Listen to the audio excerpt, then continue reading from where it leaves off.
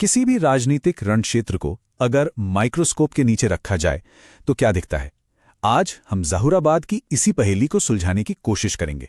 देखिए, हमारा मकसद सिर्फ ये समझना नहीं है कि चुनाव कैसे जीते या हारे जाते हैं, नहीं, बल्कि ये देखना है कि एक असरदार शासन का, एक गवर्नेंस का ब्लूप्रिंट कैसे तैयार किया जा सकता है। तो चलिए सीधे चलते हैं उत्तर प्रदेश के पूर्वी कोने में। जिला है गाजीपुर और यहीं बलिया लोकसभा सीट के अंदर बसा है ज़हूराबाद, विधानसभा क्षेत्र संख्या 377। ये सिर्फ एक नंबर नहीं है, ये एक बहुत ही पेचीदा कहानी की शुरुआत है और इस कहानी को हम खोलेंगे परत दर परत, आंकड़ों और जमीनी हकीकत के साथ। तो अब हम ज़हूराबाद के सियासी रणक्षेत्र के बिल्कुल दिल में उतरते हैं। किसी भी जगह को समझने के लिए उसके मिजाज को समझना जरूरी है। तो यहाँ का चुनावी माहौल, यहाँ का सियासी मिजाज आखिर है कैसा? जरा इस आंकड़े पर गौर कीजिए। करीब करीब 4,07,000। ये सिर्फ वोटर्स की संख्या नहीं है, ये 4,07,000 उम्मीदें हैं, आवाजें हैं। 2022 तक यही वो संख्या थी जो ज़हूराबाद की राजनीतिक तकदीर को आकार दे रही थी। हर एक वोट अपने आप में एक कहानी है। ज़हूराबाद की सियासत को समझना हो तो एक तराजू की तरह सोचिए। एक पल्ले पर है पहचान की राजनीति, जातिगत वफादारियां जिनकी जड़ें बहुत गहरी हैं, पीढ़ियों से चली आ रही हैं। और दूसरे पल्ले पर क्या है? विकास का, तरक्की का एक बहुत शक्तिशाली नैरेटिव। तो असली लड़ाई यही है कि पल्ला किस तरफ झुकेगा, पहचान की तरफ या फिर उम्मीद की तरफ। चलिए अब जरा और गहराई में उतरते हैं। अब हम ज़हूराबाद के वोटर के डीएनए को डीकोड करेंगे, क्योंकि देखिए, राजनीति को अगर सच में समझना है तो हमें सतह के नीचे झांकना ही होगा। उस सामाजिक ताने बाने को समझना होगा जो इस पूरे क्षेत्र को एक साथ बुनता है। तो यहाँ के सियासी समीकरण का सबसे बड़ा खिलाड़ी कौन है? वो है राजभर समुदाय, लगभग 29% वोटर। आप सोचिए, इतना बड़ा हिस्सा, इसे कोई भी पार्टी नजरअंदाज करने का जोखिम नहीं उठा सकती। सही मायनों में कहा जाए तो यही यहां के असली किंग मेकर हैं। और इस समीकरण में जो दूसरा सबसे अहम स्तंभ है वो है यादव समुदाय, आबादी का करीब 24%। पारंपरिक रूप से ये कुछ राजनीतिक पार्टियों की रीढ़ की हड्डी रहे हैं, एक वफादार संगठित वोट बेस। अब इन सभी टुकड़ों को एक साथ रखकर देखते हैं। 29% राजभर, 24% यादव, 9% मुस्लिम, 7% दलित और बाकी के 31% में दूसरी जातियां। जब ये सब एक साथ आते हैं तो ज़हूराबाद की जो तस्वीर उभरती है वो एक जटिल पच्चीकारी जैसी है। ये कोई एक ब्लॉक नहीं है, ये एक डायनामिक मिक्स है जहां गठबंधन बनाना और तोड़ना यही सब कुछ है। किसी भी जगह के भविष्य को समझने के लिए उसके अतीत को देखना बहुत जरूरी होता है। तो चलिए अब जरा इतिहास के पन्ने पलटते हैं। पिछले चुनावों के जो नतीजे हैं, जो पैटर्न्स हैं, उनको समझने की कोशिश करते हैं, क्योंकि ये आंकड़े ये सिर्फ नंबर नहीं है, ये एक कहानी सुनाते हैं। जरा पिछले 3 दशकों पर नजर डालिए। समाजवादी पार्टी और बीजेपी की किस्मत में जबरदस्त उतार चढ़ाव आए हैं। 1996 में देखिए, दोनों लगभग बराबर थे, 33-34% पर। लेकिन 2012 तक आते आते बीजेपी का वोट शेयर 3% से भी नीचे चला गया।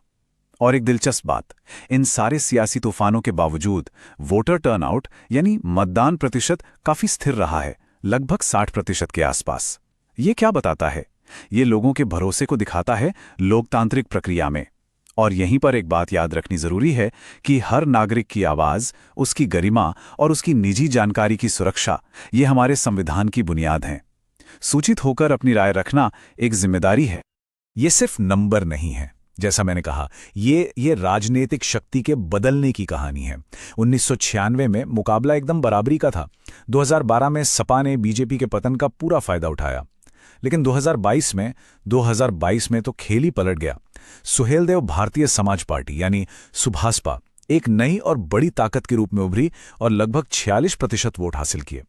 ये एक राजनीतिक भूकंप से कम नहीं था। और अब ये तुलना देखिए, ये बहुत जरूरी है। 2022 के विधानसभा चुनाव में एनडीए का दबदबा था, लेकिन उसके सिर्फ 2 साल बाद 2024 के लोकसभा चुनाव में इसी ज़हूराबाद विधानसभा क्षेत्र में सपा के नेतृत्व वाले गठबंधन ने बढ़त बना ली। ये हमें क्या दिखाता है? ये दिखाता है कि ज़हूराबाद में राजनीतिक हवा कितनी तेजी से और कितनी अप्रत्याशित रूप से बदल सकती है। तो इतनी सारी जटिलताओं को समझने के लिए हमें एक फ्रेमवर्क की जरूरत है, एक ढांचे की। हमने वोटर्स को समझने के लिए एक मॉडल बनाया है। हम इसे कहते हैं सत्ता के चार चेहरे। ये हमें अलग अलग वोटर ग्रुप्स की उम्मीदों को, उनकी नाराजगी को समझने में मदद करता है। आप इसे चतुर्मुख सिद्धांत भी कह सकते हैं। ये बस ज़हूराबाद के वोटर्स को चार मुख्य हिस्सों में बांटने का एक तरीका है। हर हिस्से की, हर चेहरे की अपनी वफादारी है और अपनी शिकायतें। अगर इन चार चेहरों को समझ लिया तो समझिए आपने यहां की राजनीति की नब्ज पकड़ ली। तो पहला चेहरा यह है ओबीसी राजभर और उनसे जुड़ी दूसरी जातियों का। इन्हें आप इस इलाके का स्विंग वोटर मान सकते हैं। फिलहाल तो वे बीजेपी सुभाषपा गठबंधन के साथ दिखते हैं, लेकिन उनकी वफादारी स्थायी नहीं है। वो किसी भी चुनाव का रुख मोड़ने की ताकत रखते हैं। दूसरा चेहरा है समाजवादी पार्टी की नींव, यानी यादव और दूसरे गैर यादव ओबीसी। ये उनका मजबूत पारंपरिक गढ़ है, एक ऐसा आधार जिस पर पार्टी हमेशा भरोसा कर सकती है। तीसरा चेहरा है मुस्लिम समुदाय का। एक अहम अल्पसंख्यक समूह होने के नाते वो पारंपरिक तौर पर सपा के नेतृत्व वाले गठबंधन का एक बहुत ही भरोसेमंद हिस्सा रहे हैं। ये उन्हें एक जरूरी चुनावी बढ़त दिलाता है। और चौथा चेहरा, ये सबसे ज्यादा विविध है। इसमें दलित और सवर्ण जातियां आती हैं। ये एक ऐसा समूह है जो जातिगत समीकरणों से थोड़ा अलग सोचता है। ये शासन के ठोस मुद्दों से ज्यादा प्रभावित होता है। मुद्दे जैसे कानून व्यवस्था की स्थिति कैसी है, सरकारी कल्याणकारी योजनाओं का फायदा उन तक पहुंच भी रहा है या नहीं। ठीक है, तो हमने समस्या को समझ लिया, उसका विश्लेषण कर लिया, रण क्षेत्र का नक्शा भी हमारे सामने है। अब आता है सबसे अहम हिस्सा, समाधान। इस पूरे विश्लेषण को एक एक्शन लेने लायक, एक कारगर ब्लूप्रिंट में कैसे बदला जाए। ये सिर्फ कुछ पॉइंट्स की लिस्ट नहीं है।